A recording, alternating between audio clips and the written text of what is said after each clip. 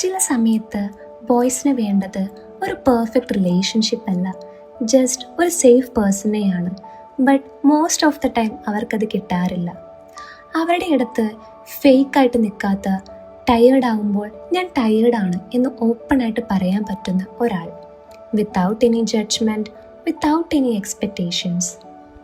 കാരണം പല സമയത്തും ബോയ്സിന് സപ്പോർട്ട് കിട്ടുന്നത് അവർ സ്ട്രോങ് ആയി നിൽക്കുമ്പോഴാണ്, സക്സസ്ഫുൾ ആകുമ്പോഴാണ്, എല്ലാവരുടെയും പ്രോബ്ലംസ് ഹാൻഡിൽ ചെയ്യുമ്പോഴാണ്.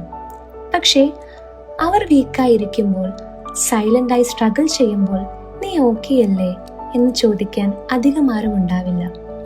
അതുകൊണ്ടാണ് അവരെ മനസ്സിലാക്കുന്ന, അവരെ സപ്പോർട്ട് ചെയ്യുന്ന, അവരെ ചേർത്ത് നിൽക്കുന്ന ഒരാളെ അവർ ഫൈൻഡ് ചെയ്യുന്നത്. Sometimes being understood heals more than being loved.